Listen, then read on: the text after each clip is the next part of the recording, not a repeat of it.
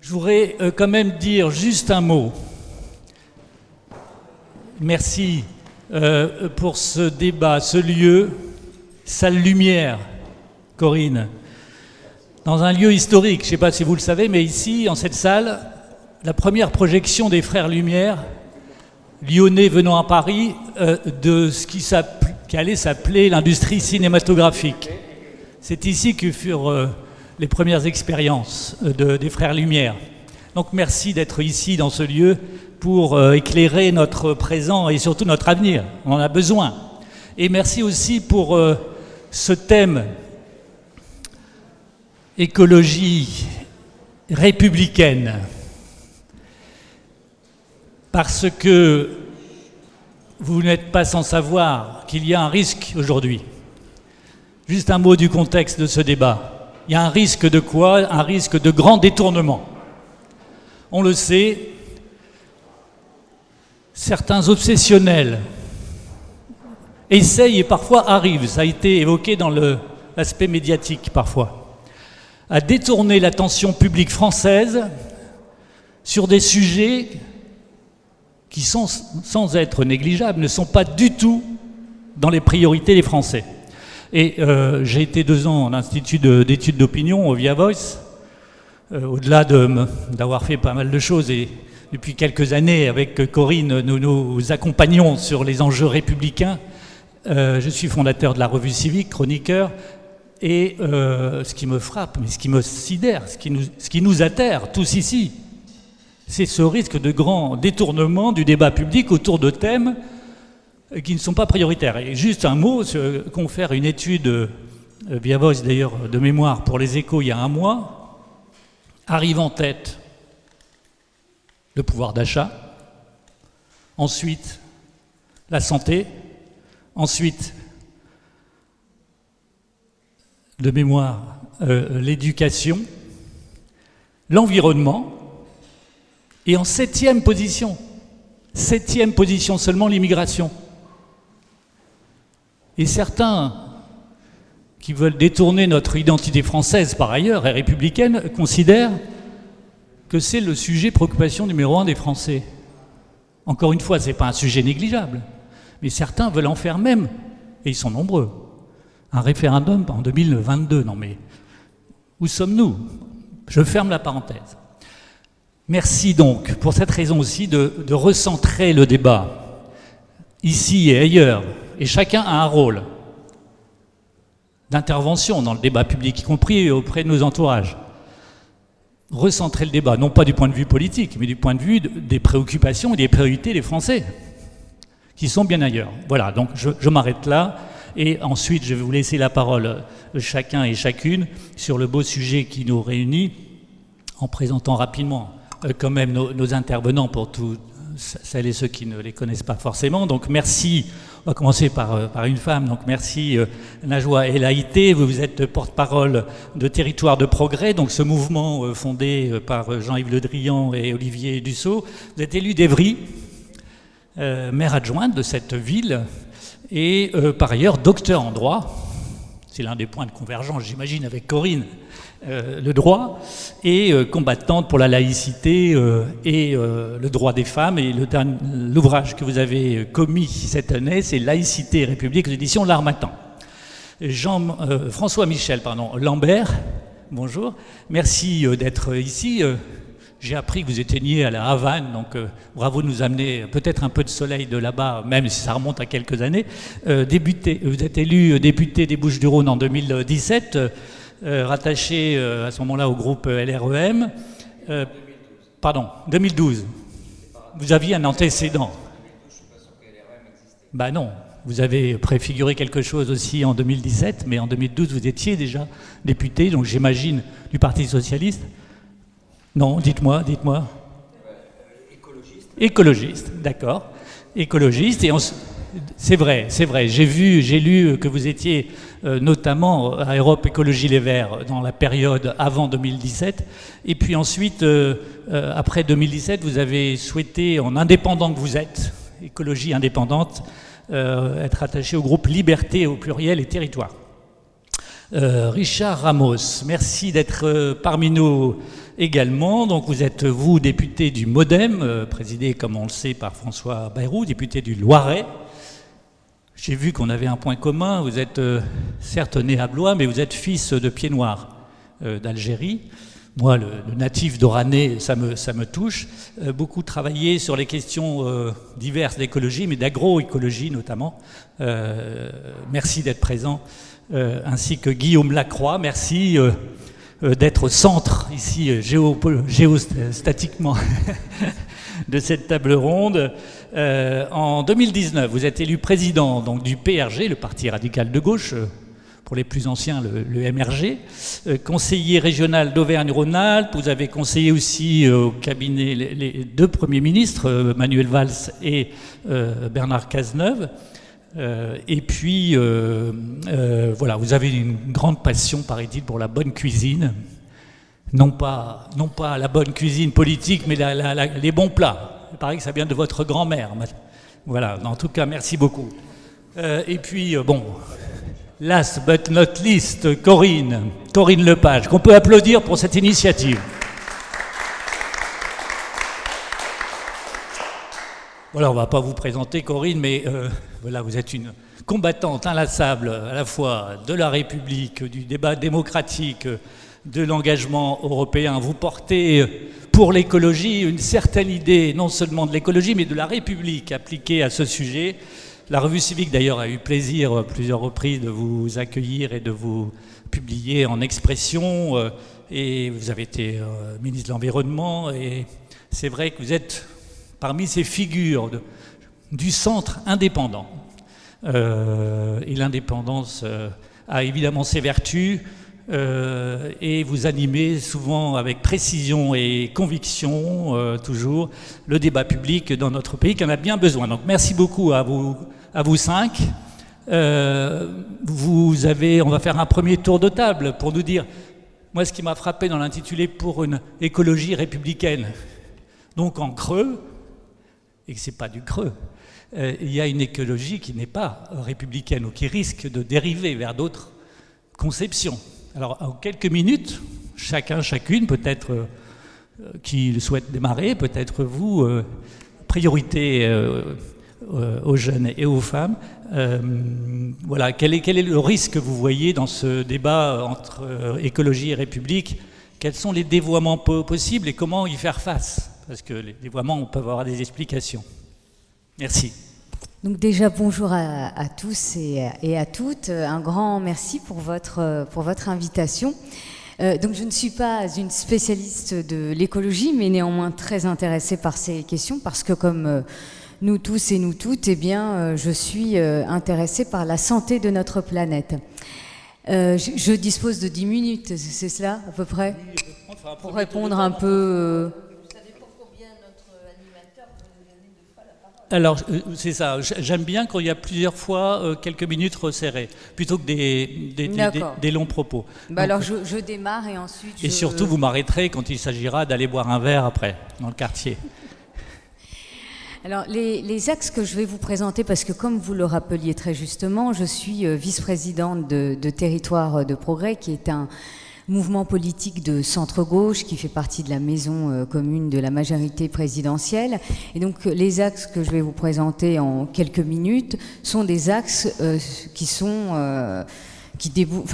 issus plutôt d'une réflexion menée par notre mouvement politique. Donc, pour répondre à votre question, à titre préliminaire, j'aimerais dire que la responsabilité de notre génération est de transmettre une planète viable, un cadre de vie apaisé et sain aux générations futures. Je pense qu'on est tous d'accord là-dessus. Ensuite, la transition écologique et la transition énergétique doivent donc être menées de pair avec la transition vers un modèle économique et social plus vertueux et plus exemplaire. Elles doivent porter, ça c'est quand même important de le rappeler, par une exigence de dialogue social et de responsabilité des entreprises. D'ailleurs, au cours de la précédente table ronde, nous avons évoqué aussi cette responsabilité des entreprises. Il faut également impliquer systématiquement les partenaires sociaux, garants des intérêts économiques de notre pays et bien sûr de nos systèmes de protection sociale. Je dis cela parce qu'il faut inscrire l'impératif écologique dans l'avenir, dans l'espérance, et Madame la Ministre le rappelait, et le progrès plutôt que dans la régression, la décroissance, l'autoflagellation ou le déclinisme, parce qu'on entend souvent d'ailleurs dans les débats, que ce soit à la télé ou ailleurs, un discours plutôt anxiogène sur l'écologie. Eh bien nous ne sommes pas là-dedans. Nous estimons que l'écologie républicaine doit être tournée vers le progrès, vers la croissance et l'espérance. Nous croyons aussi à la science avec la contribution bien sûr des technologies, mais également de l'innovation pour répondre aux défis écologiques. Et après, j'en terminerai là pour laisser ensuite la parole et je rebondirai sur d'autres thématiques. Nous croyons aussi à l'éducation parce que le civisme environnemental est essentiel pour vraiment être dans une écologie républicaine. Et donc pour conclure ce premier point, je dirais que ce civisme environnemental et ce défi écologique se jouent à notre sens d'abord, et je citerai des exemples un peu plus tard, au niveau local et archi-local, donc les collectivités locales ont un véritable rôle à jouer, et parce qu'ils sont au plus proches des modes de vie et des comportements individuels. Puis au niveau national doit être mené ce défi écologique et ce combat pour une écologie républicaine parce qu'on sait très bien que l'impulsion politique elle vient du national avec des politiques publiques volontaristes sur cette question-là. Et enfin, et on sort de la COP26, au niveau international qui est celui de la nécessaire réponse globale à une question environnementale vitale et universelle qui ne s'accommode pas de frontières. C'est vrai. Merci beaucoup de ce premier élément de réponse, Najwa, et peut-être la parole à Monsieur le député Ramos pour compléter et sur le sujet, quels sont les risques de dérive aujourd'hui? Moi, vous savez, j'ai pas sur ce plateau qui est politique, j'ai aucune réponse. Parce que si on avait la réponse, il y a longtemps qu'on arriverait à faire changer le débat qui est celui qui est actuel. J'ai 2-3 convictions. Moi, j'étais chroniqueur gastronomique avant d'être député. J'ai écrit des journaux pour enfants pendant 20 ans pour qu'ils mangent bien. Et le combat sur les petits paysans et les circuits courts, voilà, et ça fait longtemps que je connais Corinne. Moi, dans ce qu'on a échangé, c'est que rien ne pourra se faire si on n'arrive pas à ce que les gens les plus humbles, qui sont préoccupés par autre chose que nos discussions, parce qu'il faut qu'ils bouffent, parce qu'il faut qu'ils travaillent, parce qu'il faut qu'ils nourrissent notre famille, on n'arrive pas à faire avec eux. Et donc moi, quand je viens avec vous, je pourrais vous dire, oui, le combat politique, il est utile. Quand moi, je suis élu depuis 15 jours et que je vois qu'on paye 7 centimes les oignons à mes paysans et qu'au champ, les revend 2,49 €, je prends mon écharpe, je prends un camion, je prends une tonne d'oignons devant, je vais le dimanche matin devant chez Auchan, je balance la tonne d'oignons, et puis on fait 7 millions de vues sur Internet, et on force finalement la grande distrib à revisiter le juste prix. Quand dans l'hémicycle, avec mes collègues qui me soutenaient, heureusement ils étaient peu nombreux, François Michel était de ceux-là, je traite Michel-Édouard Leclerc de voyou, en lui disant que ça fait 3 générations qu'il explique, il y a 3 générations de Français qu'acheter bien, c'est acheter pas cher, alors que dans les saucissons à marque Repère, il faut du sucre, et avec le sucre, il retient 30% d'eau, et il fait croire aux pauvres qui vendent de la viande alors qu'ils leur vendent de la flotte, ça s'appelle être un voyou. Que les caméras, faut pas les mettre que dans les box des abattoirs, il faut les mettre dans les box de négociation, parce que Bercy, qui a décidé que la grande distrib était la variable d'ajustement de l'inflation, eh bien, ils permettent, encore là, dans des discussions qui ont eu lieu à Bercy il y a quelques mois, de laisser la grande distrib essorer nos industriels et nos PME françaises, nos paysans, pour pouvoir toujours être moins chers, et jusqu'à ce que ça soit les personnes les plus pauvres qui, finalement, subissent la courbe de l'obésité, et le droit également de mourir, puisque, comme vous le savez peut-être, je bagarre avec Feu Axel Kahn, un texte qui sera en février à l'Assemblée sur l'interdiction du sel nitrité. On sait que ça fait des milliers de morts par an de cancer colorectal, non pas le nitrite, mais c'est l'effet cocktail entre le sang et le nitrite qui fait que c'est un effet immédiat de mortalité. Et j'ai subi, moi j'y connaissais rien, moi j'étais un élu rural, hein, j'ai mis aussi la redevance incitative en place, on a fait moins de 30... Ah, j'ai découvert les lobbyistes, ils sont partout, c'est-à-dire ces gens qui sont hyper puissants. Ils sont puissants parce qu'ils ont des relations avec les médias, ils sont puissants parce qu'ils ont des relations avec les têtes d'œufs des ministères. Et donc, nous on était au départ un peu dépourvus de tout ça. Moi je crois qu'il y a quelque chose qui doit nous animer, et c'est là-dessus que je terminerai ce premier propos, c'est qu'il faut mener les combats. C'est-à-dire que si on n'est pas les uns et les autres à mener les combats, on ne pourra pas emmener les Français vers quelque chose qui croit juste, mais ils n'arrivent pas à trouver le chemin.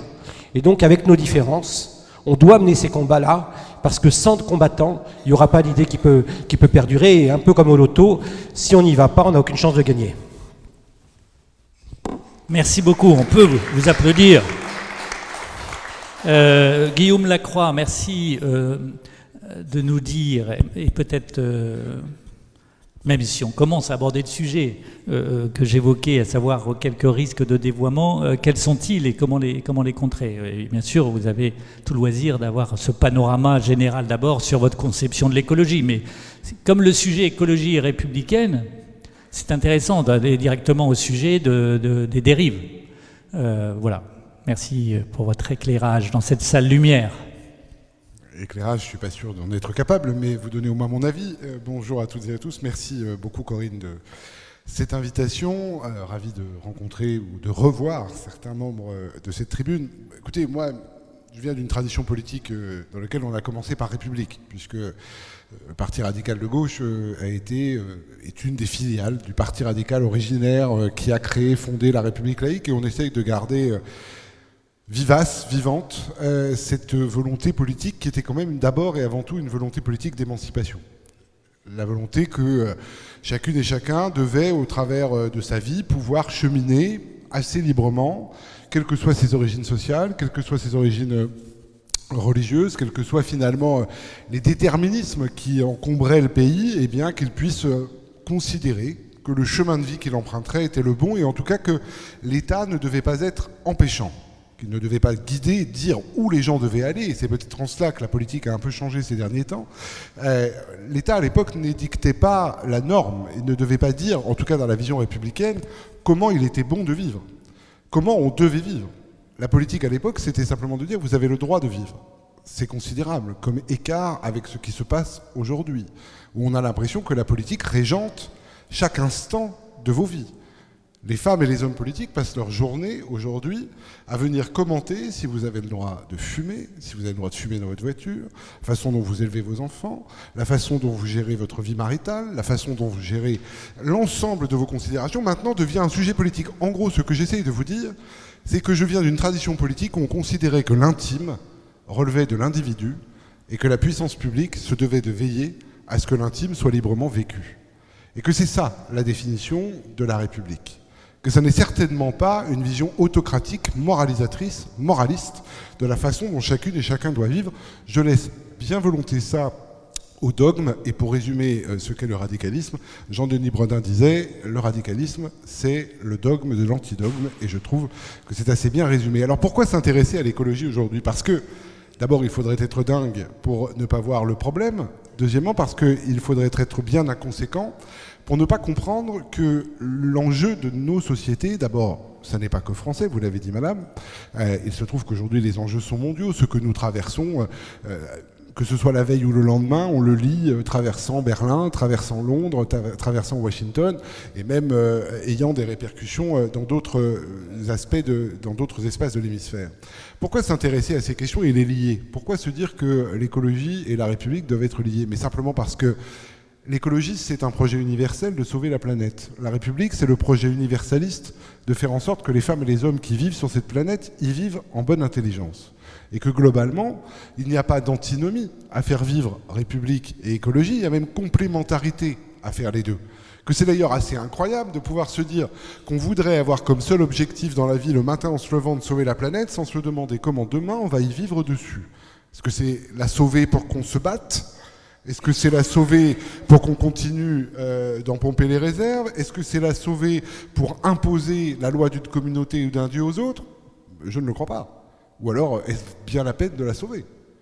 La question que nous devons nous poser, c'est si nous sauvons la planète, que voulons-nous en faire ensemble? Et c'est bien cela qui nous amène à avoir cette réflexion commune avec Corinne depuis maintenant plusieurs mois, qu'on formalise chaque jour un peu plus, cette idée qu'on ne peut pas laisser l'un aller sans l'autre, et que c'est même notre devoir, et je terminerai là-dessus, au moment où finalement notre devoir de responsable politique, c'est quand même d'entendre les troubles qui traversent la société et d'y répondre. Et qu'aujourd'hui nous avons à faire face à des sociétés en France comme ailleurs qui ont peur. Des sociétés qui ont peur parce que les périls sont non seulement immenses, mais nombreux. Parce qu'ils ont connu le péril des crises financières, ils connaissent le péril des crises du terrorisme islamiste et globalement des tensions en matière religieuse, ils connaissent les crises de l'économie et du social, ils connaissent la crise climatique, ils la comprennent, ils mesurent pour chacune de ces crises l'ampleur du problème, et ils se réveillent alors même que nous leur avions expliqué qu'ils vivaient dans la 5e puissance du monde où, rassurez-vous, dormez tranquille, bonnes gens, nous veillons sur vous et à votre place.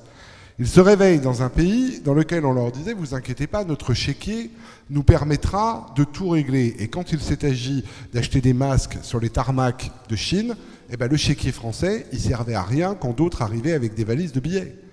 Et globalement, aujourd'hui, notre devoir de politique, c'est d'entendre que tous ces périls auxquels des femmes, des hommes, des générations pensaient être, dont des femmes, des hommes et des générations pensaient être exonérés, entendre que ces peurs multiples créent une forme de crispation, de radicalité, de course en avant, parfois d'extrémisme, et surtout de capacité à rejoindre celui qui parle le plus fort, celui qui dit la plus grosse énormité, mais qui est rassurante.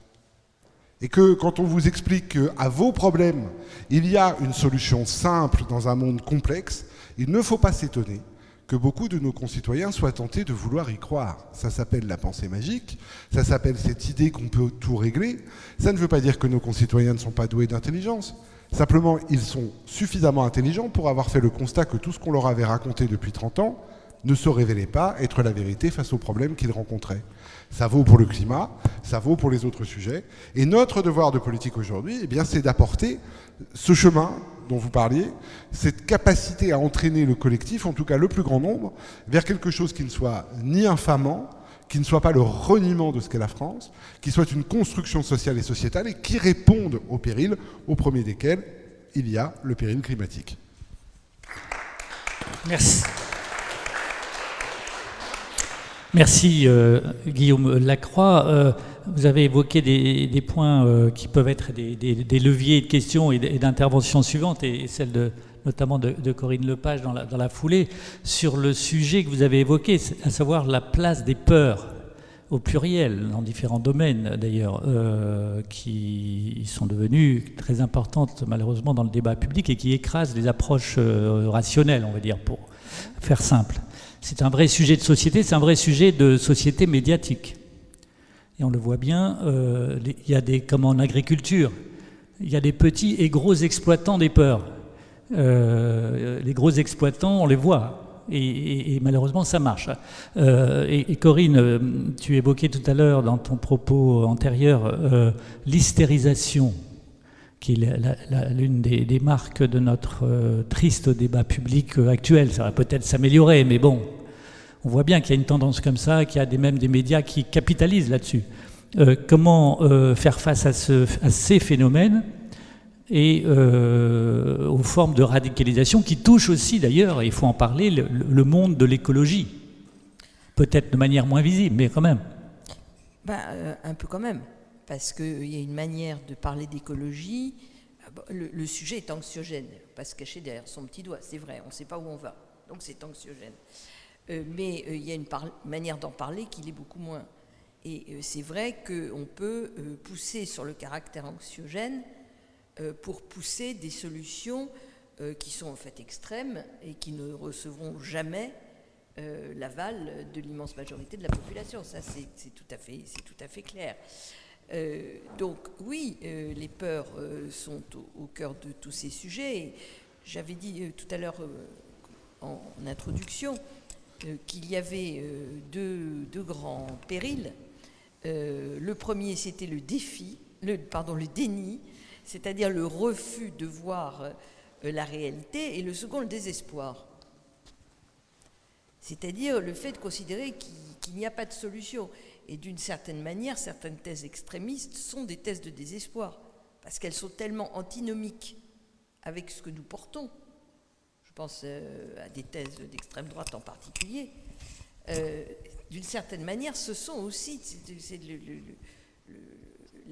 le dernier, le dernier espoir de ceux qui sont dans le total désespoir.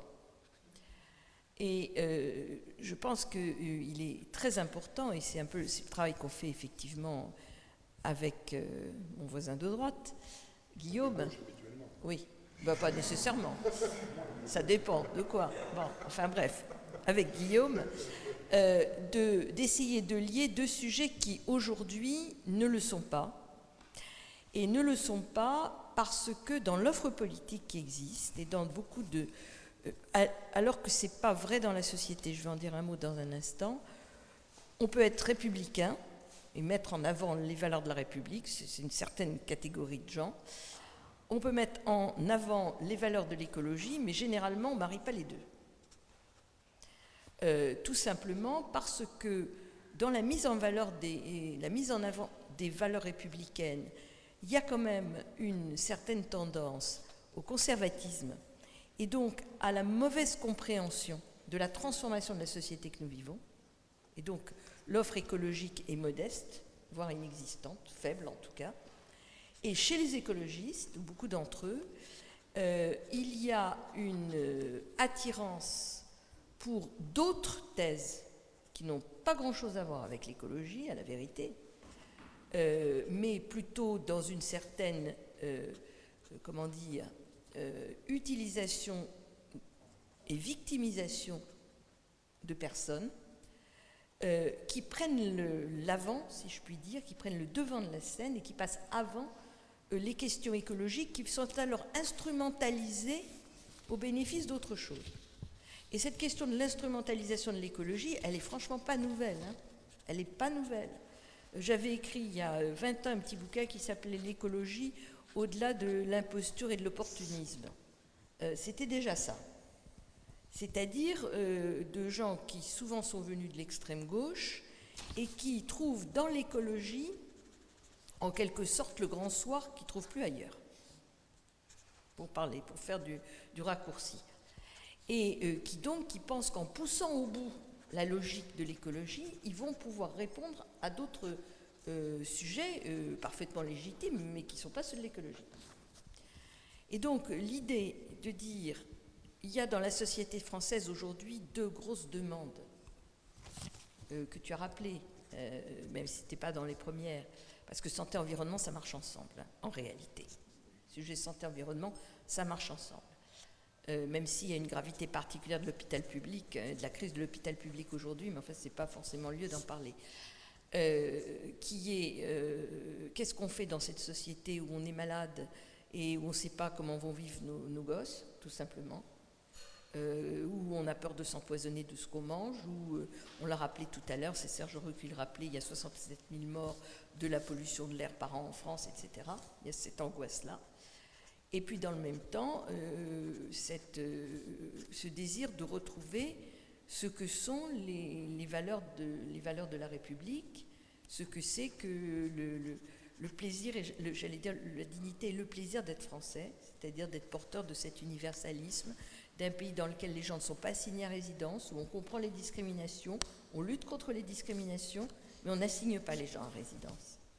Et donc c'est la réflexion autour de comment on fait corps autour de ces deux thématiques pour répondre précisément à tous ceux qui les cherchent en même temps et qui trouvent l'un ou l'autre, mais pas l'un et l'autre en même temps.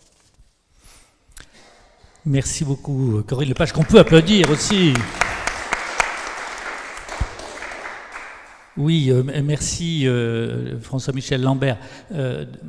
Aussi nous éclairer sur ce qui vous a fait vous éloigner. Vous avez encore des amis, j'imagine, à Europe Écologie Les Verts, mais Qu'est-ce qui a fait qu'il y a eu un moment le désir de vous émanciper, pour prendre le mot employé par Guillaume Lacroix, qui est au cœur de la philosophie des radicaux, au sens non pas radicalité politique, mais au sens du radicalisme historique. Merci de nous expliquer ça et puis de nous dire quelles sont les dérives que vous voyez aujourd'hui, les risques et comment les surmonter. Merci à Corinne de m'avoir proposé de participer, de retrouver des amis et surtout de pouvoir avoir un point de vue assez large. Je vais essayer d'avoir un différent.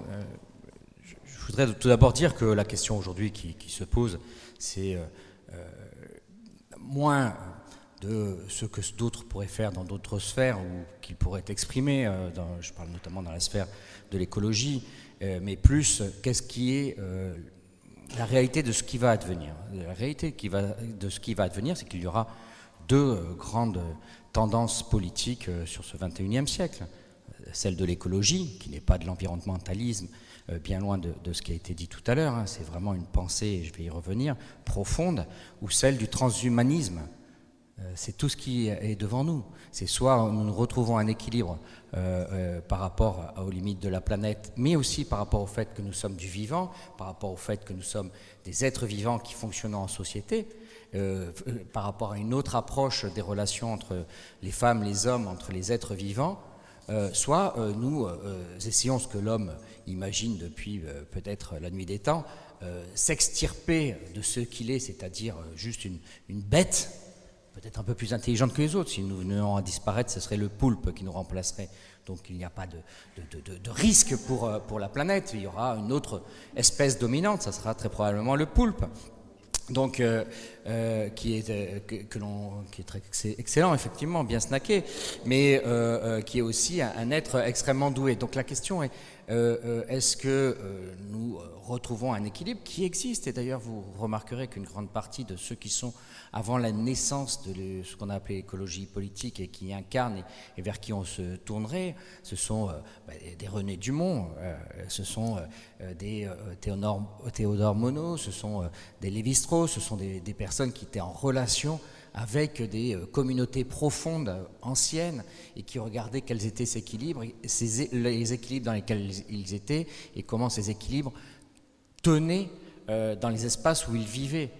Parce que il y a une troisième voie, et c'est un peu ce qu'a dit aussi Corinne à l'instant, c'est celle du bal de la tragédie des biens communs, c'est-à-dire que ceux dont certains nous emmènent, c'est-à-dire les plus forts résisteront, prenons tout ce que nous pouvons prendre aujourd'hui, et puis on verra bien l'avenir, sauf qu'on sait, lorsqu'on connaît la théorie de la tragédie des biens communs, c'est l'effondrement.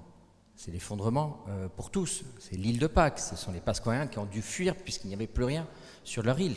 C'est ce que nous ne pourrons peut-être pas fuir, ou quelques-uns pourront fuir avec Elon Musk ou je ne sais. Donc là, l'écologie, ça ne peut être que la seule réponse pour l'avenir, parce que le transhumanisme, c'est finalement créer une nouvelle espèce qui donc éloignerait l'homme. Cette écologie, elle doit revenir à ce que j'exprime souvent. C'est l'homme est quand même assez extraordinaire. Il a créé du virtuel pour y attacher plus d'importance que le réel, que le vivant, que la chair, que la respiration, que ce que l'on peut voir. Ce virtuel a son importance. Ce virtuel, c'est nous en ce moment. Ce virtuel, c'est peut-être des formes d'amour qui n'existent pas dans d'autres espèces. Ce virtuel, c'est des formes de croyances qui n'existent pas dans d'autres espèces. Ce virtuel, c'est de compter, la comptabilité, les tableurs Excel. Ce virtuel a son importance, mais il n'a pas une importance supérieure au réel. Et c'est là-dessus que nous devons travailler à remettre l'équilibre dans le bon sens. Alors peut-être qu'aujourd'hui, dans un monde de l'écologie, certains, et je rejoins Guillaume là-dessus, croient retrouver c'est Guillaume ou Corinne qui l'a dit, mais bon, je reprends pour les deux, parce que c'est notre expérience, croient au grand soir, et ce grand soir qu'ils nous ont raté peut-être dans d'autres pensées politiques. Ils pensent que ce grand soir est advenu. Oui, moi, ils peuvent s'exprimer parce que le champ politique de l'écologie est faible en nombre de personnes. Ça a été dit dans une table ronde précédente que, je crois que c'est Bettina qui l'a dit, hein, le clivage, c'est ce qui marche d'un point de vue médiatique. Aujourd'hui, je rate beaucoup de médias parce que je n'ai pas la capacité à créer du clivage comme d'autres peuvent le faire et se retrouvent intéressés. Pas grave, ce qui est intéressant, c'est le fond. Donc voilà en résumé simple.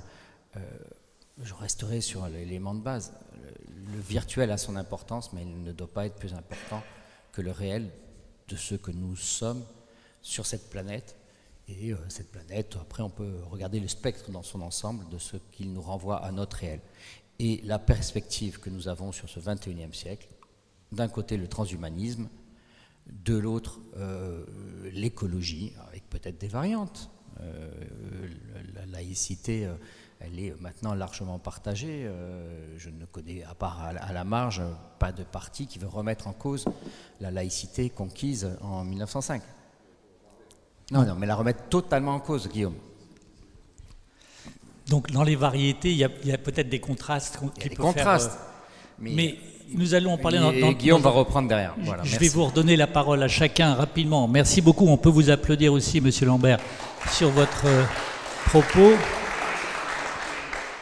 Je voudrais faire un deuxième tour de table et on échange en questions si vous le souhaitez, évidemment. Chacun d'entre vous, parce qu'on approche quand même une élection majeure. Donc allons aussi au sujet sans être du tout politicien, mais nous sommes dans la réalité de la vie politique. Question, comment faire vivre une idée de l'écologie d'ailleurs, on voit comme le gaullisme, cette fameuse formule, tout le monde a été ou sera gaulliste. C'est les écologistes, c'est la même chose. C'est-à-dire que qui prétend ne pas être écologiste. Donc on voit qu'il y a une récupération, Corinne Lepage évoquait le dévoiement par l'instrumentalisation de l'écologie, mais aussi une récupération, parfois superficielle, parfois pas. Et c'est bien que ça soit partagé par le maximum d'acteurs politiques de l'écologie politique, justement, mais comment faire en sorte de faire vivre l'écologie en dehors d'un parti qui est celui d'Europe Écologie Les Verts, sans du tout lui jeter la pierre, mais il a non seulement le droit, mais même peut-être une priorité dans l'action en ce domaine, l'action politique, mais il n'est pas exclusif. Comment faire vivre cette écologie hors les petits murs d'Europe Écologie Les Verts? Et chacun, Monsieur Ramos, ensuite. Oui. Est-ce que je peux changer votre question? Quelle écologie faut-il faire vivre? Votre idée de l'écologie, quelle écologie faut-il faire vivre? Plutôt que faire vivre une écologie en dehors de ELV, c'est pas mon sujet, c'est quelle écologie faut-il faire vivre dans laquelle on peut espérer ELV présent. C'est le challenge que je propose à cette table ronde, le défi. La précision va dans la question, mais quelle écologie en dehors du mouvement écologique? Déjà, on voit bien les partis de droite, on le voit au Parlement, quand ils se définissent sur l'écologie, parce qu'ils ont bien compris qu'il fallait qu'ils disent quelque chose, c'est toujours par rapport aux autres qu'ils se définissent. Je suis une écologie non punitive. Je suis une écologie qui n'est pas comme ci ou comme ça. C'est-à-dire que quand je parlais des Républicains, notamment dans l'hémicycle, à chaque fois, ils ne se définissent pas dans leur chemin, ce que décrit François Michel sur l'écologie qu'on veut, mais ils se définissent toujours par finalement les extrêmes écologistes. Ça veut dire que quand on est capable de se définir soi-même que par ce qu'est l'autre, c'est qu'on n'a pas une idée très claire de ce que l'on est. Et donc c'est pour ça que toute la droite n'a aucun fondement. Moi là-dessus, je suis à la fois dans la majorité présidentielle et à la fois je vois bien la limite de l'exercice des tout petits pas pour montrer finalement, comme on mettrait, je dirais, des trophées, des petits pas qu'on a fait sur l'écologie. Quelque chose qui m'a frappé, c'est ce que, peut-être malhabilement, j'appelle depuis 1 an et demi l'écologie comme une transcendance laïque. C'est-à-dire je cherche ce que nous aurions en commun qui fait que l'homme a besoin de quelque chose qui le dépasse. Moi, je ne sais pas pourquoi, quand je défends les pauvres parce qu'on veut les tuer en leur filant des produits industriels, je ne sais pas pourquoi, ça me fout en colère. Mais ça va même au-delà de ma raison. Il y a quelque chose qui me dépasse. Dans les combats politiques que j'essaie de mener, il y a quelque chose qui est de l'ordre de que je ne maîtrise pas, dans cette volonté notamment d'aller faire des choses pour nos amis migrants, d'aller me battre pour que des Afghans obtiennent leurs papiers par le Pakistan et que j'arrive à faire revenir 15 personnes en France. Ce n'est pas que politique. En plus, c'est con, ils vont pas voter pour moi. Ils sont même pas sur ma circo. Donc c'est bien qu'il y a quelque chose qui me dépasse. Eh bien moi, je pense que le chemin qu'on a à trouver ensemble, sur cette transcendance écologique, c'est de trouver le lien de ce qui fait que des gens différents pensent que l'écologie, finalement, c'est une nouvelle transcendance laïque. Moi, j'ai 3 filles. Je m'engueulais avec elles et leur mère encore pire, pour ranger leur chambre. Elles passent des heures à aller nettoyer la Loire. Je vous assure que c'est pas parce qu'elles aiment se baisser pour ranger les choses. Hein. C'est parce qu'elles ont quelque chose qu'elles ne savent même pas encore m'exprimer, par des mots, forcément, mais qui les dépasse et qui pensent qu'il y a une urgence qui est des fois même non verbale, non exprimée, qui est viscérale. Et je pense, et je l'ai dit souvent, que le président de la République, qui est un cérébral, n'a peut-être pas cette capacité viscérale à aller proposer un projet écologique, parce que ça doit dépasser l'idée du raisonnement, cette urgence-là. Après, il y aura des scientifiques, il y aura des entreprises qui conceptualiseront des marches qu'on aura à faire. Mais il y a quelque chose d'une urgence qui est viscérale. Et je vous dirais juste un mot d'une jeune fille qui m'a dit il n'y a pas longtemps, vous savez, je crois que finalement, l'écologie, c'est un peu comme un conte amérindien où le petit garçon dit à l'intérieur de nous, et politique je parle, il y a... le prof lui dit mais il faut que tu me fasses un texte sur le bien et le mal qui est en chacun d'entre nous. Et il rentre et il dit à son père il faut que j'écrive là-dessus, et le père lui dit bah tu sais c'est ça, c'est qu'il y a un loup méchant et un loup gentil qui se bat à l'intérieur de toi, et en fait ils se battent tout le temps, ils se battront toujours. Et le gamin répond mais finalement c'est lequel des deux qui gagne à la fin à l'intérieur de moi, le loup gentil ou le loup méchant? Et le père il dit celui que tu nourris le mieux. Et aujourd'hui, on a des gens, plutôt d'extrême droite, qui nourrissent vachement bien le loup méchant. Et nous, on doit proposer des solutions pour nourrir le loup gentil. Et c'est ça que je pense qu'il faut qu'on arrive à faire.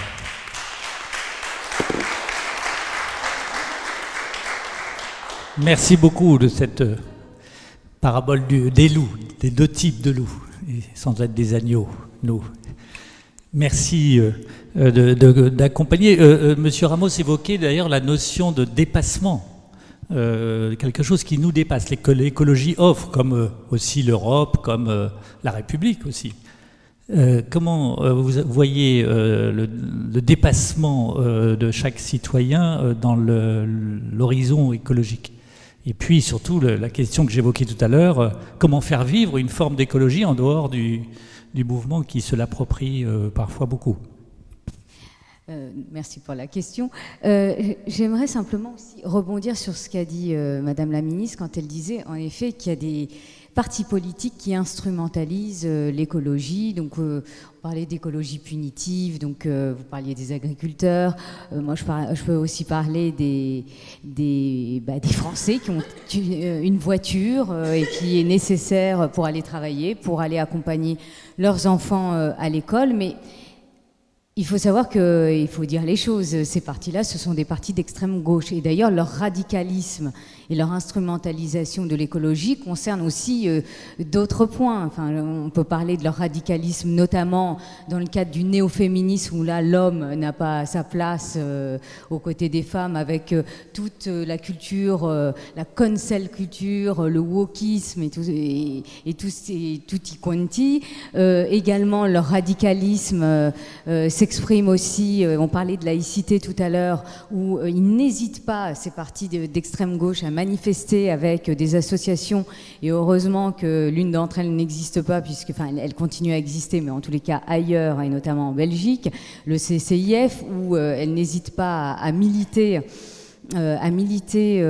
donc aux côtés des gens qui soutiennent l'islamisme. Donc tout ça pour vous dire qu'en plus, tout ça, le fait qu'ils détournent l'écologie, ça dévalorise leurs combats, qui ne sont pas les nôtres en tous les cas, dévalorise aussi l'écologie qu'ils portent.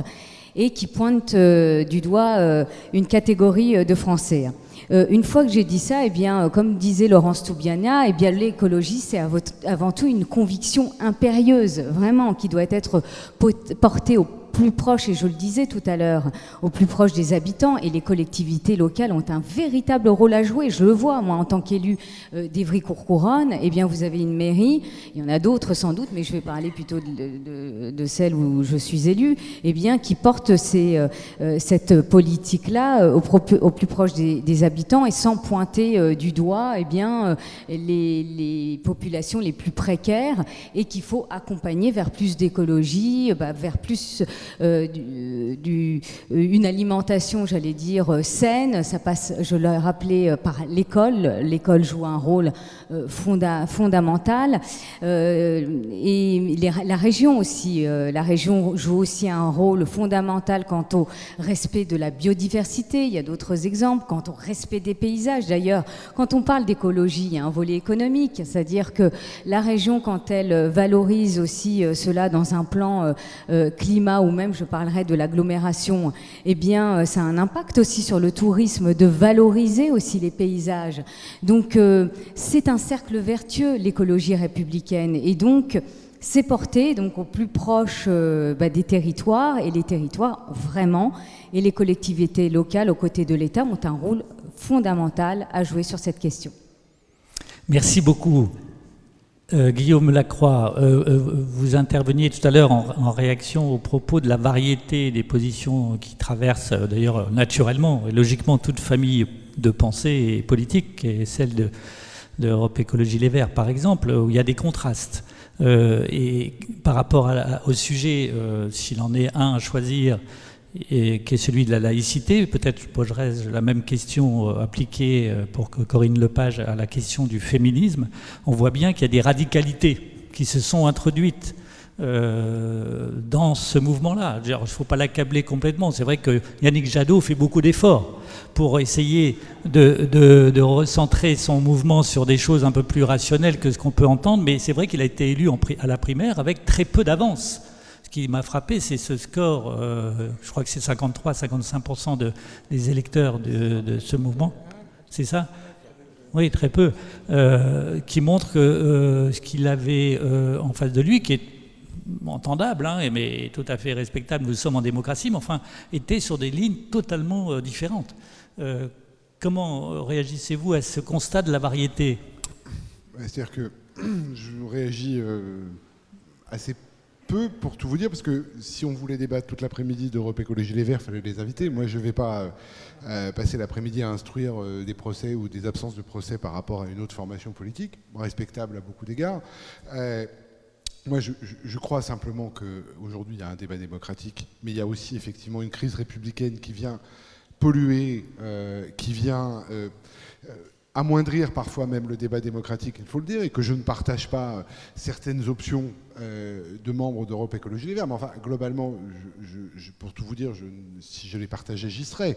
Je ne partage pas toujours toutes les options de la manière dont d'autres formations politiques, je pense à gauche, ont pu développer la laïcité. Pardon, mais on a actuellement un parti socialiste plutôt branché sur cette question. Si on remonte quelques années en arrière, on pourrait avoir des discussions.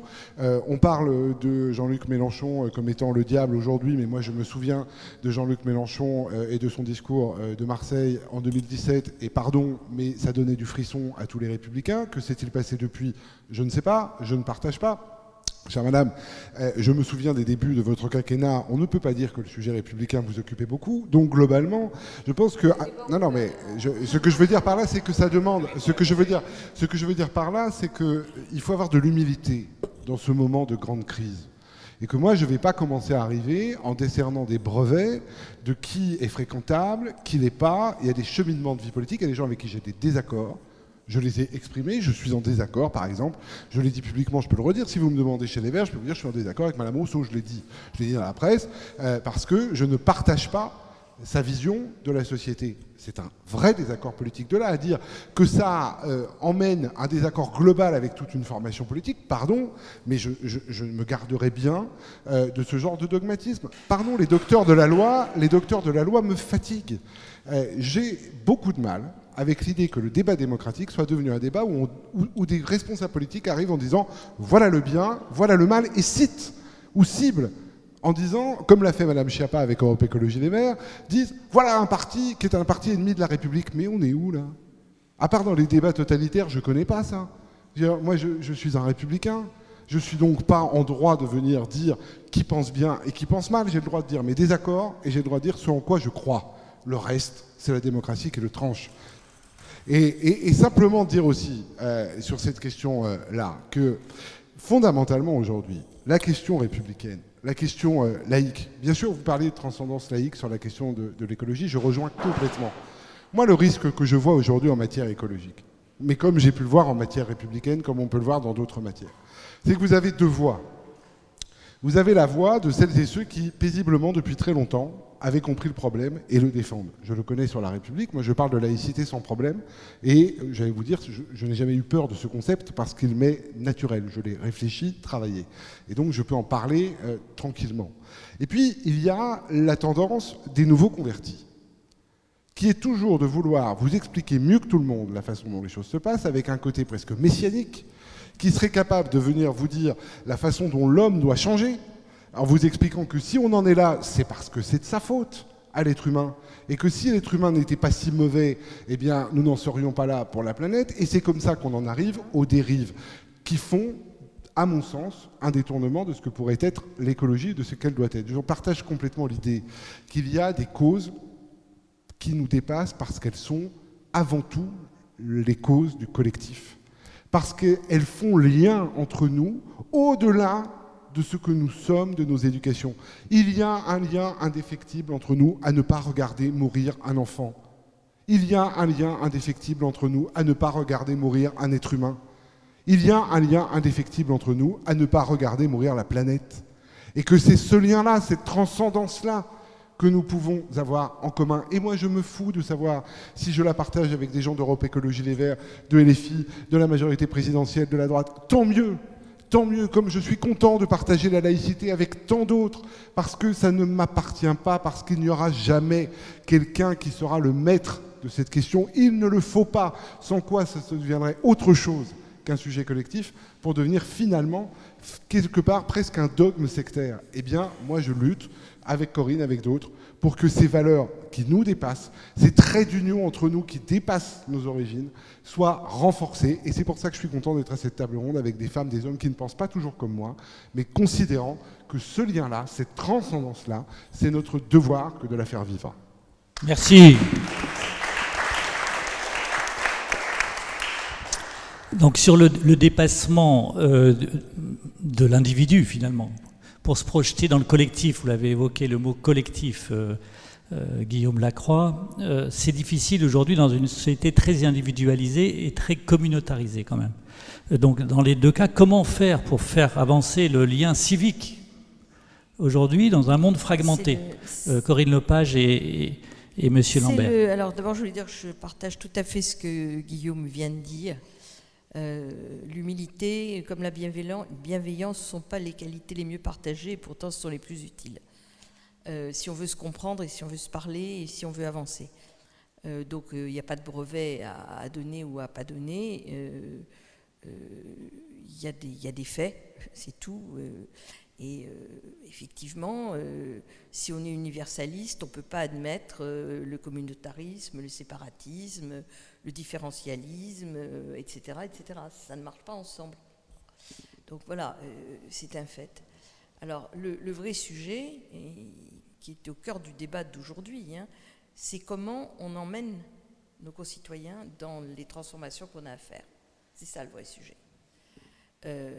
Les partis politiques aujourd'hui, on est quand même, il y en a des plus grands que d'autres, mais ils ne sont pas très grands.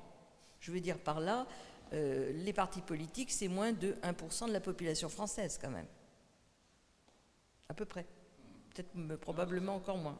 Bon. Donc les militants des partis politiques, il n'y en a quand même pas des masses aujourd'hui. Donc déjà, il faut comprendre pourquoi. Pourquoi est-ce que les gens ne s'y retrouvent pas? Pourquoi est-ce que les jeunes ne votent pas? Pourquoi est-ce qu'ils s'expriment différemment? Se réjouir par contre de notre richesse en termes associatifs. Imaginez une seconde la France, comment marcherait la France sans les associations? comment ça marche la France sans les Restos du Cœur, comment ça marche la France sans les ONG de défense de l'environnement, comment ça marche la France, etc. Poser cette question, c'est la résoudre, c'est que ça ne marche pas. C'est que ça ne marche pas.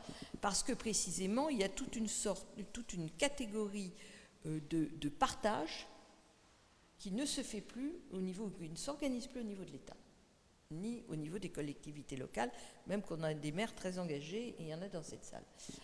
Donc, le vrai sujet, c'est qu'il faut réinventer. Alors, ça marche avec le reste, hein, parce qu'on est sur une transformation de la société, on n'est pas sur une transition écologique, on est sur une transformation de la société. Donc, comment est-ce qu'on se réorganise pour, d'abord, ne laisser personne au bord du chemin, c'est-à-dire que la transition, elle ne peut être faite que dans une répartition beaucoup plus juste que celle que nous avons aujourd'hui. Ça, c'est un premier point. Comment est-ce qu'elle se fait sur des valeurs que nous défendons? On n'a pas honte de ce qu'on est. Ça, je crois que c'est quelque chose de très important. Nous, les Français, on est à la fois très cocorico et toujours à se taper dessus pour dire qu'on est les plus nuls de la Terre. C'est ni l'un ni l'autre. Mais on a une belle histoire. On a des belles valeurs. On a un pays absolument formidable en termes de qualité de pays, en termes de gens qui y vivent. Et donc, je crois que c'est ce bonheur de retrouver tout cela qu'il faut qu'on arrive à recréer. Je ne suis pas sûre que les politiques, on arrive à le faire. Mais on peut le faire en liaison avec les autres. J'en reviens à l'humilité. C'est-à-dire travailler avec les acteurs de la société, ce qu'on appelle les acteurs de la société civile, par définition la société politique, qui, eux, ont compris ça et sont beaucoup plus en prise avec ce que les gens ont envie et font. Et puis aussi reconnaître ce qui se fait. Fabrice Bonifay, tout à l'heure, expliquait un peu quelle était la vision d'une grande entreprise. Mais il faut voir ce qui se fait au niveau de nos concitoyens, au niveau de nos collectivités territoriales. Il se fait énormément de choses qui ne sont pas massifiées, qui passent sous le radar, que personne ne voit, ou pas beaucoup, sauf peut-être ceux qui y participent, mais qui changent profondément la France. Et je crois aussi que notre travail, c'est de mettre ça en valeur, parce que ça donne confiance. Et que finalement, la meilleure manière de lutter contre la peur, c'est de faire. Quand on fait, quand on est acteur, on n'a pas peur. On fait. Et ensuite, on voit le résultat. Merci, Monsieur Lambert. Puis on écoutera les questions ou les interventions. De nous dire comment vous vivez-vous cette difficulté ou pas, qui est la vôtre, de rétablir ou établir un lien civique avec une société qui est très individualisée, très communautarisée dans certains cas, et très fracturée, fragmentée. C'est un constat que tous les sociologues et sondeurs font. Comment vous, en tant qu'acteur politique, vous arrivez à relier pour se dépasser, justement? Alors ouais, déjà, comme ça a été dit tout à l'heure, il ne faut pas instrumentaliser l'écologie. Hein. Par exemple, instrumentaliser l'écologie pour relancer un grand plan nucléaire, moi, ça ne me va pas.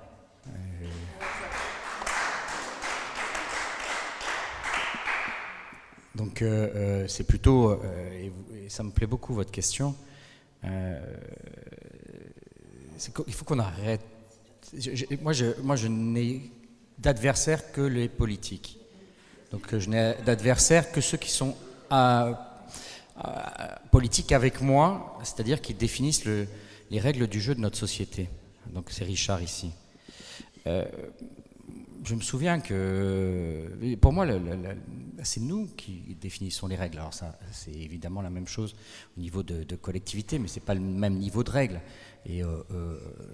Mais c'est quand même nous qui définissons les règles. J'ai quand même quelques difficultés à expliquer à une personne ou à une entreprise qui est dans les règles définies qu'elle doit faire un effort si les autres ne le font pas. Un exemple, au football. Et on est certains, Richard et moi, assez âgés pour avoir connu une période où on pouvait faire un tacle extrêmement haut sur une jambe. On pouvait même fracturer la jambe de l'attaquant et ne même pas être sanctionné. Demandez à Maradona et à Goicoechea. Mais quand on arrivait à une équipe, on lui disait « Attends, va falloir que tu la fasses fair play, tu tacles moins fort. Mais si celle d'en face, elle reste dans les règles du jeu et elle va jusqu'aux limites du jeu, je peux vous dire, celle qui perd, c'est celle qui jouait fair play. Donc c'est ça la réalité de nos entreprises. Qu'est-ce qu'ont fait les dirigeants des instances mondiales du football? Ils ont dit, tu touches le pied du joueur, c'est carton jaune. Tu le touches 2 fois, c'est carton rouge. Il n'y a plus de tibia, mais il n'y en a plus fracturé. Il n'y a plus tout ça. Donc c'est bien à nous de définir les règles pour que les choses changent. Donc c'est pour ça que je voudrais être dans cette poursuite de ne pas monter les uns contre les autres, si ce n'est d'affronter.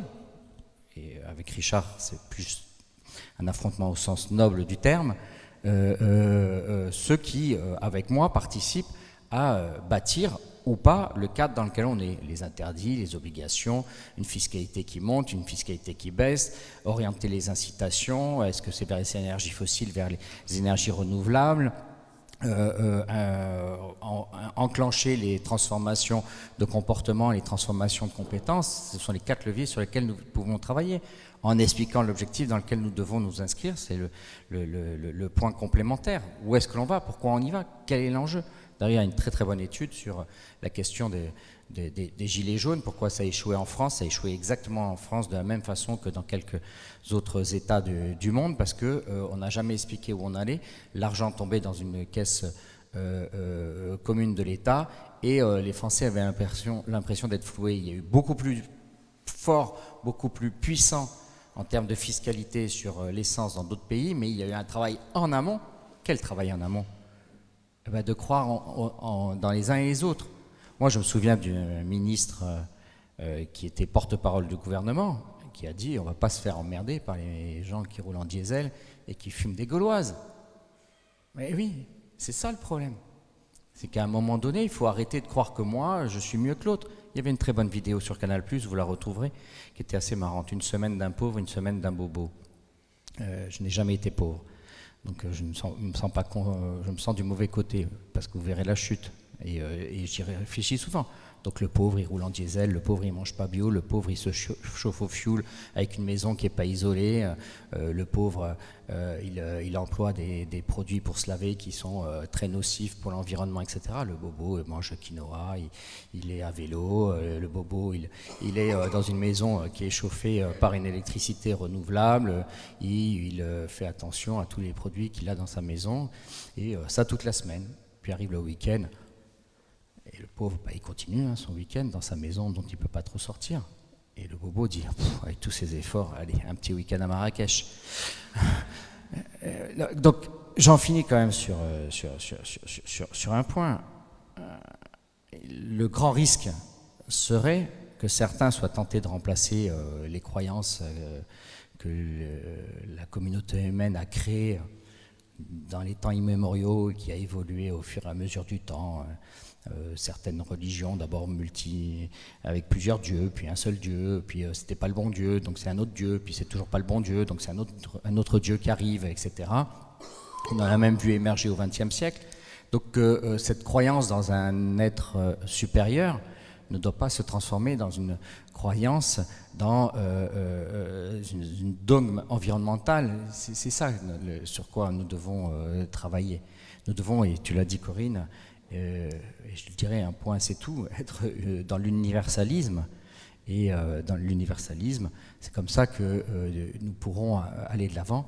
Moi, je le redis, il y aura l'écologie, le transhumanisme, parce que la réalité des limites de la planète, avec 10 milliards d'habitants, nous amène à apporter des réponses tout autres que celles qui sont en place depuis 150 ans. Il y a 2 réponses, celle de regarder le réel face auquel nous sommes, ou de trouver par la technologie une capacité à dépasser ce réel et à ce que l'homme s'élève au-dessus du réel qu'il est depuis la nuit des temps. Moi, je suis très inquiet parce que mon livre de référence restera Ravage, écrit en 1942 par René Barjavel, et qui décrit justement cet être humain, qui croit avoir réussi à s'extirper de ce qu'il est, de l'argile, de la terre issue de notre planète. Merci, Monsieur Lambert. S'il y a donc le beau terme générique qui qui réunit tout le monde ici, évidemment, c'est l'universalisme.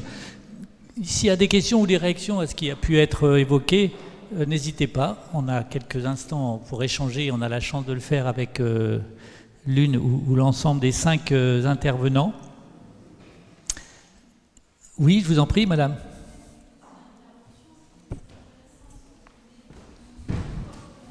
On va prendre le micro.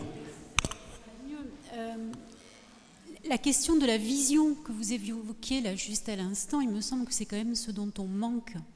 Le cap, quel est-il ? À la fois, tout à l'heure, on parlait un petit peu à demi-mot, on revenait sur les notions de plan, d'état stratège, et c'est ça en fait. L'universalisme, évidemment, qui peut être contre à titre intellectuel, mais quand vous parlez d'action, quand vous parlez de gens qui meurent à l'autre bout de la tête, mais moi, alors évidemment, je veux pas me... Ça se passe dans le 18e, ça se passe tout autour de nous, ça se passe là en sortant. Ça doit nous toucher, ça doit nous... Vous avez parlé de quel est votre... Je préfère aujourd'hui le mot d'activisme en fait, parce qu'on n'a plus tellement le temps en fait de regarder ces inégalités qui s'accroissent, qui sont en train de partir, et les chiffres chaque jour nous le confirment. Le vrai souci, il est là. J'ai envie juste, parce que là, vous le sentez, je suis prise par l'émotion, je suis venue ce soir sur la sollicitation de quelqu'un qui m'a transmis cette information, parce que pour la première fois de ma vie, vraiment, sincèrement, je vais vous le confier là, je pense ne pas aller voter cette année. Je n'en ai plus envie. Je n'en ai plus envie. Donc je suis venue ici pour retrouver justement, pour écouter, pour me... Voilà.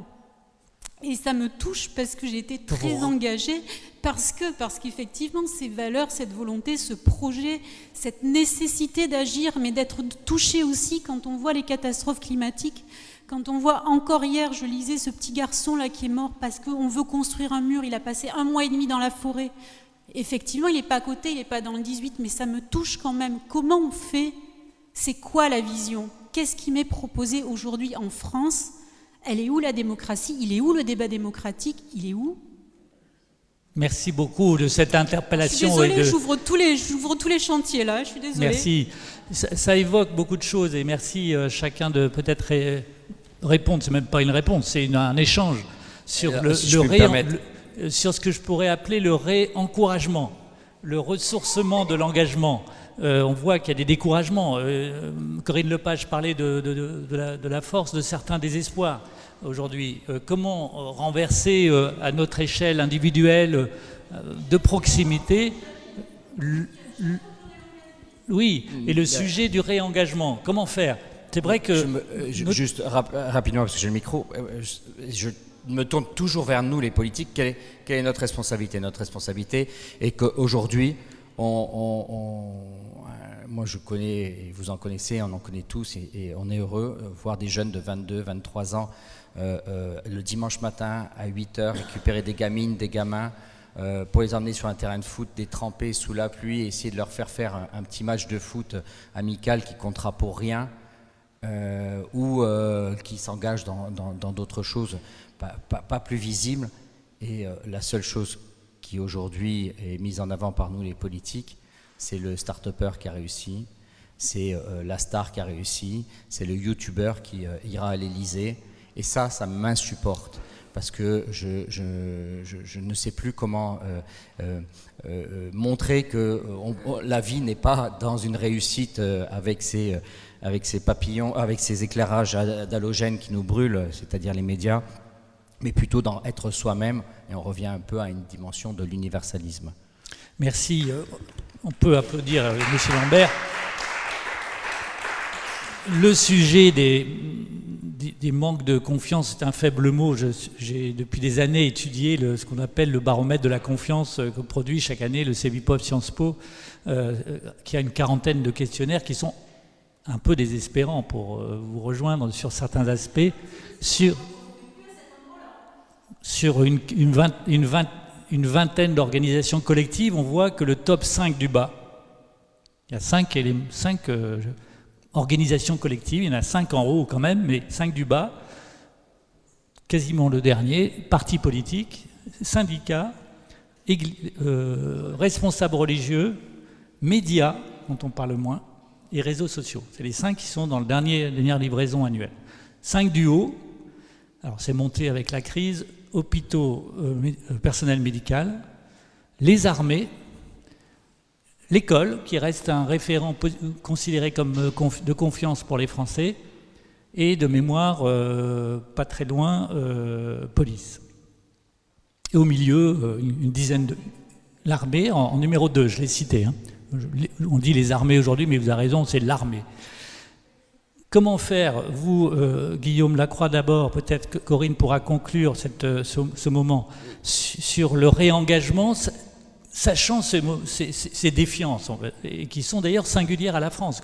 Le même baromètre compare avec les opinions allemandes, britanniques et italiennes, où on n'a pas du tout les mêmes défiances sur les institutions et sur les partis politiques. Et donc, comment faire pour que le citoyen ou la citoyenne ait le sentiment d'être utile au-delà de sa proximité géographique, du quartier, de son immeuble et des associations où elles peuvent agir?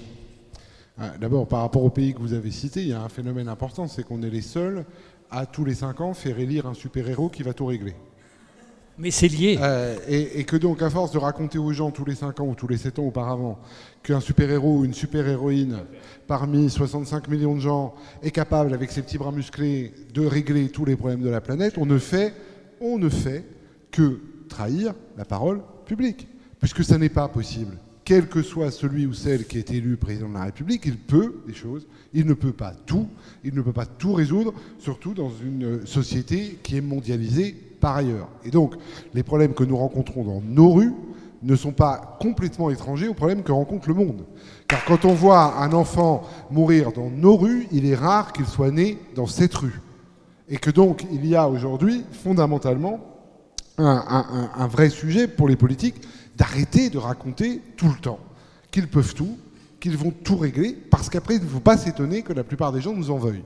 La deuxième des choses, c'est qu'effectivement, il y a un sujet de planification et de s'y tenir. C'est tout le problème aujourd'hui de la démocratie à la française. La démocratie à la française, c'est vous êtes élu, vous commencez par dézinguer tout ce qui a été fait avant vous en disant si j'ai été élu à la place de ceux d'avant, c'est que ce que faisaient ceux d'avant, c'était nul. Non. Si vous avez été élu, c'est que, théoriquement que ce que vous proposez, c'est mieux. C'est un peu différent. Et donc le sujet n'est pas de venir détruire ce qui a été fait avant, mais de s'inscrire dans le temps long. Et c'est pour ça que moi je défends l'idée d'abord du septennat non renouvelable depuis longtemps, en considérant que puisqu'il faut élire un président de la République, ce que je ne souhaite pas, mais puisqu'il paraît que ça plaît de le faire, il faut un temps long et un temps sans logique de reconduction, de manière à éviter de gouverner en détruisant ce qui a été fait avant, en espérant regagner ensuite. La troisième, je termine juste ma phrase, j'ai vite fini. La troisième chose que je veux dire, c'est donc un plan auquel on se tient et auquel on s'engage. Quand tu parlais de transcendance laïque, c'est ce qui nous dépasse, quelles que soient nos formations politiques. Depuis des décennies, on s'est passé le flambeau de la République laïque, de gauche à droite, au centre. On se l'est passé. Et donc, heureusement, on ne l'a pas détricoté tous les 5 ans. Et bien sur l'écologie, ça doit être absolument pareil. Et sur l'humanisme, je termine là-dessus, moi je pense que la réponse, elle est humaniste. La réponse, c'est la capacité qu'on a à considérer que ce qui se passe sous nos yeux nous concerne. Mais ça, c'est pas la politique qui peut répondre. Mais je sens que vous avez besoin de...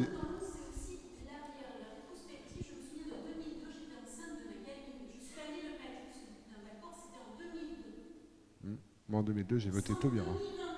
Qu'est-ce qui s'est passé entre-temps? Il est où le débat aujourd'hui démocratique qui porte sur quoi? Qu'est-ce qu'on a fait de cette période-là? 20 ans. Et ça, en 2002, je me souviens très bien. On va laisser répondre chacun des intervenants. Je termine juste là-dessus en disant la solution pour moi, c'est... Mais ça va avec... mais on ne peut pas vivre... J'ai juste une remarque à vous faire par rapport à ça. Vous avez raison. Il faut savoir juger ce qui s'est passé pour ne pas reproduire les erreurs. Mais je fais partie de ces gens en politique qui refuseront toujours de gouverner avec les yeux dans le rétroviseur. Parce que je considère, je vous le dis, et c'est la maladie du wokisme, et c'est la maladie de la cancel culture, et c'est la maladie de tous ceux qui veulent passer plus de temps à juger le passé, à juger les fautifs d'hier, plutôt qu'à construire demain. C'est pas ce que vous faites.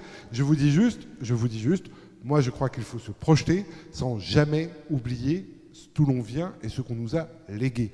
Et moi, c'est comme cela que j'avance en politique, et je pense que c'est aussi avec humilité. C'est comme cela aussi qu'on pourra retrouver un peu de confiance. Merci beaucoup. Monsieur Ramos et madame ou mademoiselle et vous Corinne. avez parlé de réenchantement, moi simplement, oui, moi je fais pareil, je suis à la fois pour le septennat et puis à la fois pour que les députés que nous sommes, nous arrêtions d'être des pimpins de la République. C'est-à-dire qu'aujourd'hui, le rendement d'un député est très très faible. On gagne sur des... Et donc, c'est redonner du pouvoir au Parlement. Et puis après, c'est que chacun prenne sa part. Moi, j'avais décidé, depuis 4 ans, de 3 jours par mois, j'arpente la France. Et j'en suis à 101, là ou 102 conserveries publiques ouvertes.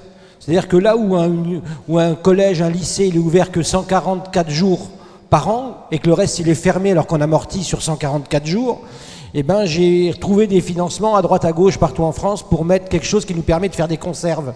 Et l'été, ben, c'est des gens qui, sur leur marché, qui vont également dans leur jardin et qui vont ensemble, en commun, dans ce lieu-là pour essayer de faire en commun. Et puis on fait le mardi la journée africaine et c'est des femmes qui nous expliquent qu'en mettant telle épice, on peut faire telle chose en commun. Je pense que réenchanter, c'est chacun prend sa part. Moi, je ne serai jamais assez intelligent pour être ni ministre ni rien. Je me spécialise dans l'alimentation. J'ai une vision sur 20 ans pour qu'on mange bien. Et j'arpente la France pour donner envie que des gens m'accompagnent dans cette affaire-là. Et donc, chacun doit prendre sa part à la hauteur de sa compétence. Merci beaucoup. Chacun sa part, chacun sa pierre contributive. Peut-être un mot sur comment vous voyez le reliement ou la reliance avec les citoyens pour les entraîner, les engager. C'est un vaste débat et la réponse, je ne l'ai pas dans l'immédiat, c'est tellement complexe. Mais moi, ce que je retiens en effet, c'est que c'est les mots qui ont été employés, c'est-à-dire que l'écologie, en effet, c'est un humanisme avant tout. C'est également un projet universel où tout à l'heure on parlait d'éviter les exclusions. Eh bien, c'est un projet qui doit être avant tout aussi égalitaire. Une fois que j'ai dit ça, vous parliez également de la crise de l'engagement, qui est bien réelle. Hein. Moi, je n'ai pas la réponse, je ne vais pas m'engager sur des... vous parliez d'humilité, eh bien, je vais faire preuve d'humilité quant aux solutions à trouver concernant cette crise de l'engagement. Mais souvent, quand on discute avec des collègues élus, ils me disent « mais les Français ne s'intéressent pas du tout à la politique ». Mais c'est faux. C'est faux. Il y a un véritable intérêt à la chose publique, à la politique. Le seul problème, c'est que eh bien, les partis politiques, maintenant, n'attirent plus du tout. Quand on voit que le Parti socialiste arrive à 20 000 adhérents, vous avez en effet LR, mais il y a un rebond d'adhésion puisqu'ils ont une primaire, il n'en demeure pas moins que les partis politiques traversent une crise. Même les associations, je le vois aussi dans nos territoires, c'est-à-dire que les associations aussi, c'est toujours les mêmes. Il y a peu de jeunes qui s'investissent dans les associations. Eh bien là, il s'agit de répondre à cette crise de l'engagement. Donc on y réfléchit, hein. Moi j'ai pas de solution miracle, mais il faut y répondre. Et ça parle par une vision aussi, vous parliez de vision, c'est très juste. Une vision, il faut réenchanter l'investissement, l'engagement, il faut réenchanter tout cela, mais ça passe par une vision politique et un cap qui redonne espoir, qui... on n'a pas parlé d'égalité des chances, mais l'égalité aussi des chances en fait partie. Ce n'est pas l'objet de ce débat, mais en tous les cas, c'est aussi un des sujets prioritaires. Merci beaucoup. C'est vrai que juste pour faire la liaison et une précision sur l'étude en question, on voit, et vous l'évoquiez à votre échelle à Évry-Courcouronnes, c'est que l'échelle locale est moins dégradée dans l'opinion publique, et pour cause, c'est que la proximité fait le lien social et civique plus effectif pour les Français, à tort ou à raison. En tout cas, dans l'opinion publique, on voit que les élus locaux sont beaucoup moins atteints que les institutions et élus nationaux. Je vous laisse la parole pour conclure, Monsieur Lambert, et finalement par Corinne Lepage qui dira le dernier mot. Merci beaucoup. Merci. C'est pas tout à fait ça, hein, la force des élus locaux. Hein, c'est surtout, et Guillaume a mis le doigt dessus, ce sur quoi moi, je suis engagé depuis 30 ans dans l'écologie politique. J'étais proche de Noël Mamère. Déjà, dans les années 90, on parlait de 6e République. Donc, 6e République, il y a mille et une versions. Je ne vais pas y revenir sur la version, je vais juste revenir sur la situation dans laquelle nous sommes. Regardez ce qui s'est passé en Allemagne. La démocratie en France est une démocratie très faible. Comment voulez-vous attirer les gens ? C'est un rendez-vous maintenant tous les 5 ans. Noël, pas que je conseillais, je ne me permettrai jamais ça, avec qui j'étais lorsqu'il était député, et un de ceux qui a refusé l'inversion du calendrier, le président de la République, avant les législatives. Au contraire, nous, lui, puisque moi je n'étais pas élu, proposait que ce soit qu'on revienne à un suffrage indirect du président de la République. Je vous l'ai dit, nous devons sortir de toute croyance que cela peut être. On a depuis 2017 Jupiter, il se l'est auto-déclaré, c'est extrêmement clair. Derrière, ça bloque la capacité à faire respirer notre République. Donc la force, c'est ce que j'espère, y compris de Emmanuel Macron, s'il venait à vouloir candidater pour un nouveau mandat, de proposer une transformation en profondeur de nos institutions. Et je le dis, si Noël Macron, ça c'est Noël ma mère, mais Emmanuel Macron venait à avoir la perception que l'un des plus gros problèmes de notre pays aujourd'hui, c'est que, d'ailleurs pourquoi on est là, c'est qu'il y a une course à un mandat unique, tu l'as très bien décrit.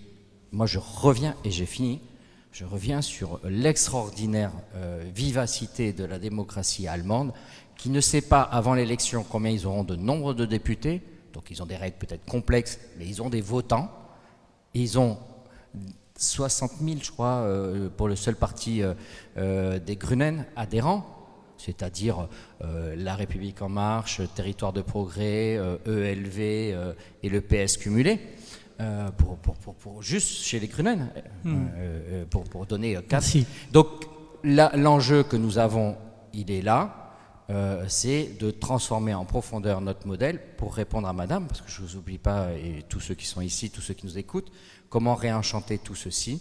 Eh bien, c'est en réoxygénant notre démocratie et en montrant à chacun que c'est un partage que nous porterons et non une croyance en une personne unique qui serait le porteur du projet de la France et de sauver la France.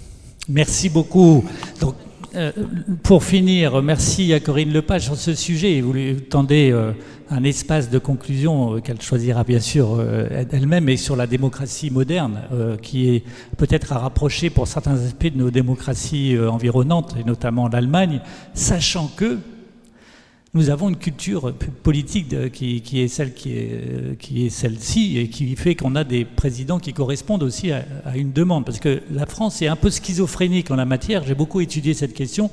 Il y a beaucoup de demandes d'horizontalité, pour des raisons que vous évoquez, de proximité, démocratie vivante, d'ouverture et de rationalité, on va dire, dans les débats.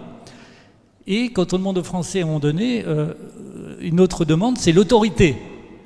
Sorte de monarchie républicaine qui correspond à ce que le général de Gaulle évoquait, le surplomb au-dessus du peuple. Ça correspond à quelque chose d'ancien et qui a ses perdurances.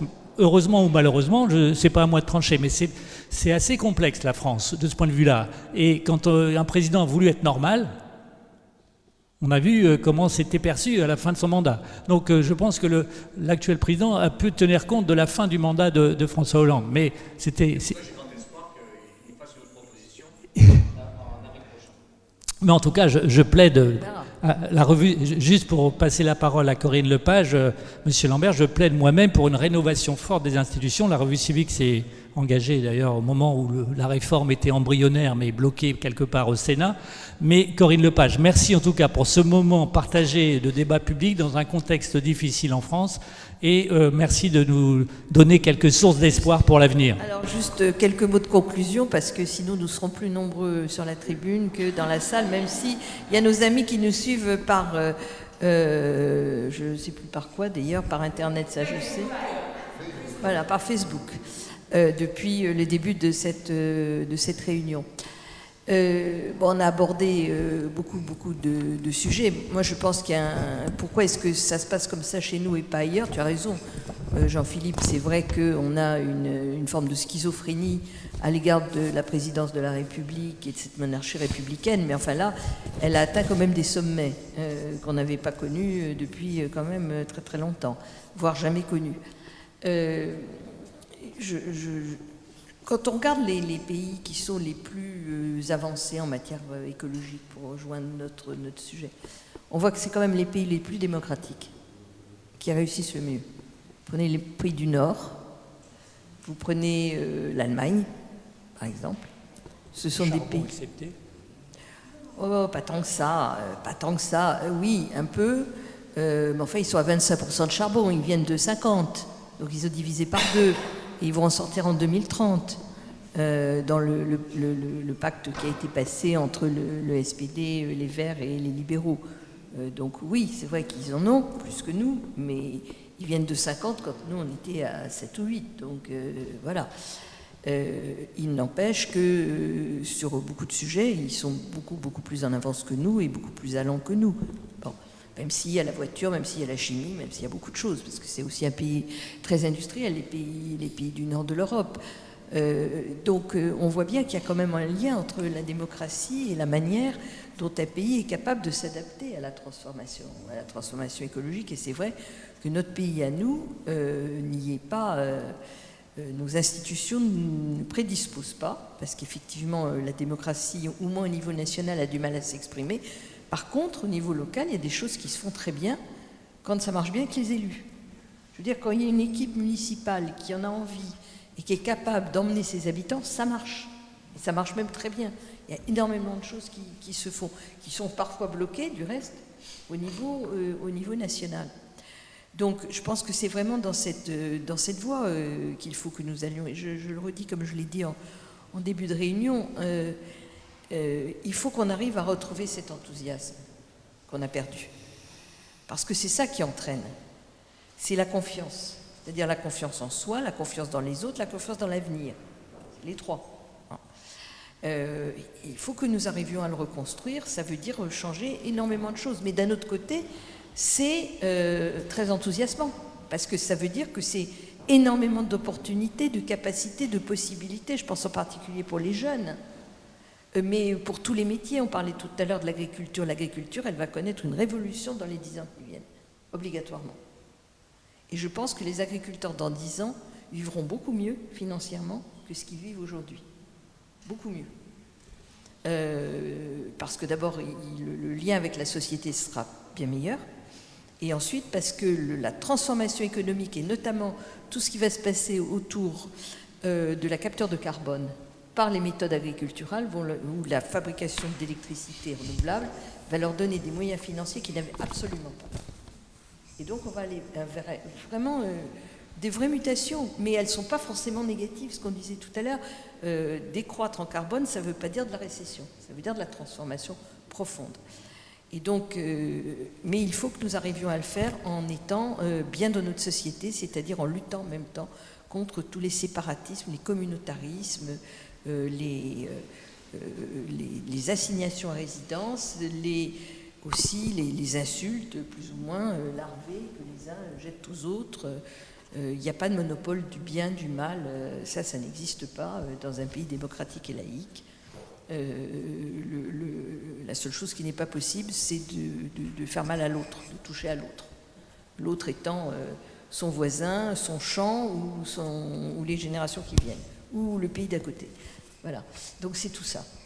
Donc moi je suis quand même pleine d'espoir. Ce qu'on est en train de construire avec Guillaume autour de Planète République, c'est quelque chose qui est naissant, il y a tout à construire, et ça se fera avec les mouvements de la société civile. C'est pas un truc politique fermé, pas du tout. C'est quelque chose qui est au contraire totalement ouvert vers la société civile, parce que c'est la condition de succès, c'est tout simplement. Et puis l'élection du président de la République, c'est une chose, mais il y a tout le reste. La France continue et elle va continuer. Il faut que nos institutions bougent. Ça, c'est une évidence absolue. Autour de cette table, nous pensons pas tous forcément la même chose, mais nous sommes tous de bonne volonté. On sait écouter, on ne sait pas du tout invectiver. La salle, pas davantage d'ailleurs, donc elle en est remerciée. Donc ça prouve qu'on peut avoir des débats sereins avec des gens très divers, parce que cet après-midi, vous avez vu des gens extrêmement divers défiler à la tribune, mais qui avaient tous quelque chose, envie de dire quelque chose, envie de partager quelque chose. et envie d'apporter quelque chose à cette recherche de ce qu'on appelle le bien commun, parce que c'est finalement ça qui nous guide. Voilà, donc je vous remercie infiniment. Je voudrais encore une fois remercier nos organisateurs, l'Hôtel de l'Industrie qui nous accueille, bien sûr.